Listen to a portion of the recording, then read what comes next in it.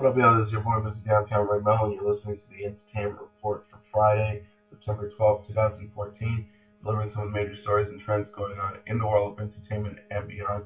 You can follow the show on Facebook or on Twitter, facebook.com/The Entertainment Report with Ray Melon, that's RAYMELO, or on Twitter at The Enter Report. The NFL has faced a second crisis. Pro Bowl running back Adrian Peterson was indicted by a Texas grand jury on Friday on charges of injuring to a child. Another crisis for the National Football League, which is still coping with the fallout from the Ray Rice domestic violence case this week. Peterson's team, the Minnesota Vikings, announced it would not permit its star player to suit up for Sunday's game against the New England Patriots. Police released photos showing what were alleged to be injuries to the boy's body. According to a report by CBS affiliate in Houston, police told them Peterson beat his 4-year-old son with a tree branch this summer as a form of punishment.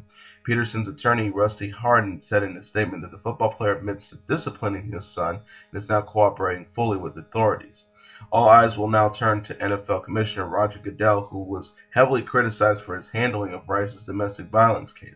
The Baltimore Ravens player was originally suspended by the league for 2 games after a first video emerged of him dragging his then-fiancée Janae Palmer out of an Atlantic City elevator in February. Critics felt Goodell and the NFL didn't take domestic violence seriously enough, pointing out Rice's suspension was less than that of other players who had committed marijuana-related offenses.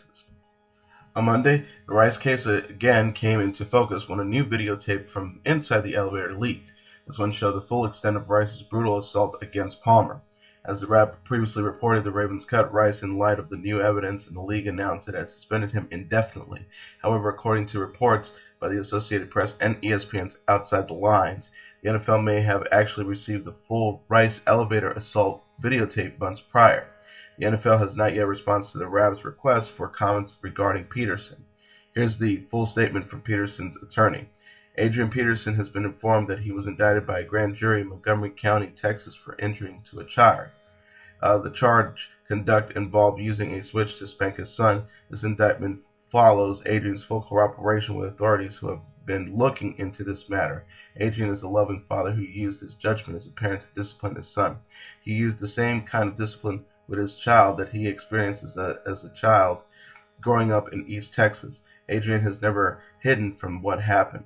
He has fully cooperated with authorities and voluntarily testified before the grand jury for several hours. Adrian will address the charges with the same respect and responsiveness he has brought to this inquiry from its beginning. It is important to remember that Adrian never intended to harm his son and deeply regrets the unintentional injury. Former Olympic track star Oscar Pistorius was found guilty of culpable homicide Friday morning by a judge in South Africa and was also found guilty of one other weapons charge. Sentencing for Pistorius is weeks away. There is no minimum sentence for culpable homicide under South African law, and the typical maximum sentence is 15 years, with the average sentence being about 5 to 8 years. Pistorius was found not guilty on 2 of the 3 weapons charges he was facing. He was only found guilty of the charge involving a shooting at a restaurant. That charge has a maximum sentence of 5 years. Pistorius admitted to shooting and killing his girlfriend, Breva Steenkamp, on Valentine's Day of 2013, but maintained he thought she was an intruder. Clash of the Titans star Sam Worthington and his girlfriend are now facing a $10 million lawsuit stemming from their violent run-in with a paparazzo in New York City earlier this year. According to the documents, Shannon Lee accused Sam and girlfriend Lara Bingle of viciously assaulting him in February outside a bar where he was snapping photos. Both are also being accused of slander and libel for making alleged false statements about him to the NYPD. Lee says he suffered a torn shoulder, facial contusions, injuries to his thumb and wrist, and adds he might need surgery, according to the documents. Lisa Chapman, who starred with her dad on Dog the Bounty Hunter, was just involved in a serious car crash in Honolulu, where she lives, according to TMZ. Mother Beth Chapman told TMZ baby Lisa was in an accident and had all our kids in the car. Lisa has 2 daughters. Emergency crews were called to the scene. It's unclear if there were any injuries or what caused the crash, but pieces of the car were strewn all over the road and the vehicle's airbags were deployed. TMZ contacted Honolulu PD for more information. The story is still developing. Rapper Iggy Azalea's alleged partner in a sex tape says the video is absolutely real and Iggy was absolutely not underage when it went down. Houston rapper Heffy Wine is confirming he's the one in the video being shopped to Vivid Entertainment honcho Stephen Hirsch. TMZ broke the story. Iggy's camp said she never consented to the video being shot and she might have been under 18 at the time. But Heffy says he didn't even meet Iggy until her 18th birthday. He adds Iggy is, quote, 100% fully aware of the fact that they shot the sex tape. He denies sending the sex clip to Vivid, saying his computer was stolen a couple of months ago, but also makes it clear he's interested in cutting a deal for the video to be released. He shouldn't hold his breath. Iggy would have to sign off too, and that seems very unlikely right now. The rapper claims he's still tight with Iggy, and to prove it, he says he's about to put out a new single featuring her. Effie called into TMZ Live to talk about how much cash it would take for him to sign off on the tape. The doctor who performed the endoscopy on Joan Rivers has been fired by the clinic's board. Sources at Yorksville Endoscopy told TMZ Dr. Lawrence Cohen stepped down after the board asked him to do so. However, the board isn't directly blaming him for Joan's death. A rep for the clinic confirmed he was ousted from his position as medical director. According to TMZ sources, the board's issue with Cohen is that he allowed Jones' ENT doc to step in and perform an unauthorized procedure. Reportedly, that procedure was a biopsy, and Jones went into respiratory and cardiac arrest while it was being done. Cohen is a world-renowned gastroenterologist and also co-owner of Yorkville. He's been on administrative leave since Jones' procedure went wrong on August 28th. Robert Downey Jr. showed up in court today to support his son Indio, who pleaded guilty to drug charges, but he could have a clean record in no time at all, and the judge used Iron Man as inspiration. Indio clearly impressed the judge with a glowing letter from his rehab facility where Indio has been since his arrest 2 months ago. Judge Keith Schwartz made a point of acknowledging Indio's famous stand by saying, "I know in life people always look up to superheroes, but I think he might have contact or an insight as to one superhero, that's Iron Man." India pleaded guilty to felony cocaine possession, but the judge says the conviction will be wiped clean if India stays clean and sober for 18 months and finishes his program.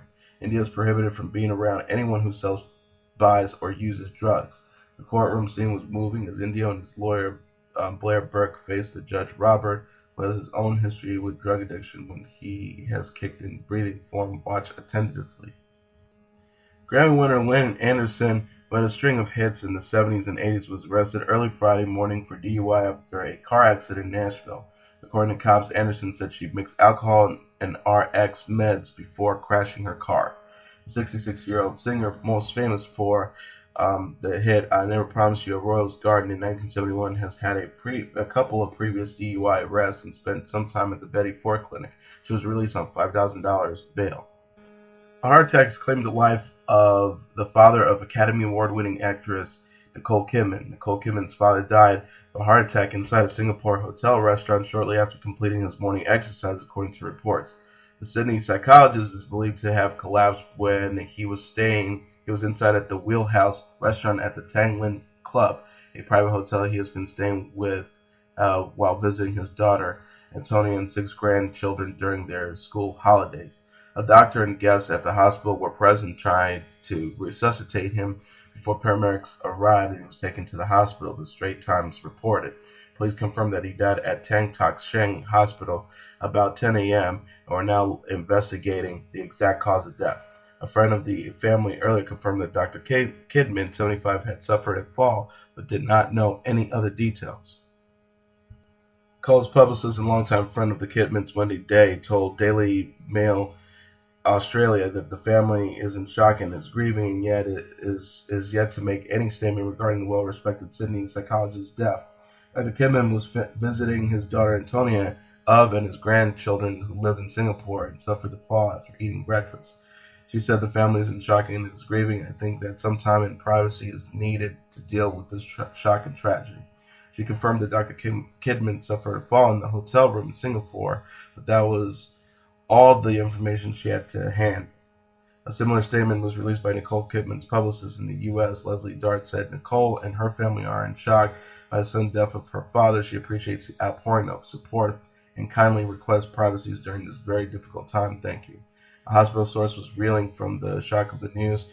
Quote, "We don't know how to deal with this at this moment and how to digest the facts. He's gone," the sources told News Corp Australia. Nicole Kidman's husband, country singer Keith Urban, has canceled his shows to support his wife. The country star was set to be at the Washington State Fair on Saturday, but announced on Twitter and Facebook his show has been rescheduled for September 19, 2015. He also called off his charity performances at the Sherwood Country Club in Thousand Oaks, California on Thursday night upon hearing the tragic news, according to E! News reports. Urban rushed to be with his wife at their home in Nashville. Fans were supportive of the announcement as hundreds paid their respects to the grieving family on Urban's Facebook page. Last month, rock legend Neil Young filed for divorce from his wife of 36 years, Peggy Young. Now, less than 3 weeks later, it looks as though the singer-songwriter already has his sights set on a new love interest, actress Daryl Hannah, who was the star of Blade Runner, Kill Bill, and Steel Magnolias. As the Daily Mail reports, Young, who's 68, and Hannah, who's 53, were spotted together in Westlake, California on Tuesday. For a newly public couple, they look rather comfortable showing off PDA. Although the two have never been romantically linked, Young and Hannah have appeared together at a number of environmental demonstrations over the years, including Washington, D.C. protests against the Keystone Pipeline and a MOBE event to help protect the Greater Canyonlands. Former wrestler Sean O'Haire had a nasty alcohol addiction he couldn't kick, even though the WWE went to lengths to help him get clean, including providing him years of treatment. Sources close to the situation told TMZ O'Haire went to WWE-sponsored rehab 6 times in the past 6 years, including one earlier this year. After he left, TMZ told the wrestling company made multiple attempts to get in touch with O'Haire, but he was MIA. As previously reported, local police said O'Haire committed suicide. He was found in his bedroom with a rope tied around his neck and connected to the bedpost. CBS has pulled the plug on the musical opening of Thursday Night Football, and it's very clear because they didn't want to feature Rihanna in the midst of the Ray Rice scandal. The opening featured Rihanna performing a version of Run This Town while Don Cheadle introduces the team and dramatically asks who will run this town when the game is over. But with the Ray Rice scandal in full swing, it's clear CBS didn't want to feature another celebrity who was involved in a high-profile domestic violence incident. CBS Sports Chairman Sean McManus said, "We thought journalistically and from a tone standpoint, we need to have the appropriate tone coverage." The musical opening will be replaced by a discussion of Roger Goodell's recent comments about the Ray Rice incident. And that is your entertainment report for Friday, September 12, 2014. I'm your host, Mr. Downtown Ray Mello. I'll be back on Monday delivering some of the major stories and trends going on in the world of entertainment and beyond. Follow the show on Facebook or on Twitter, facebook.com/The Entertainment Report with Ray Mello. That's RAYMELO, or on Twitter @The Enter Report. Have a great weekend, everybody. I'll see you on Monday. Bye.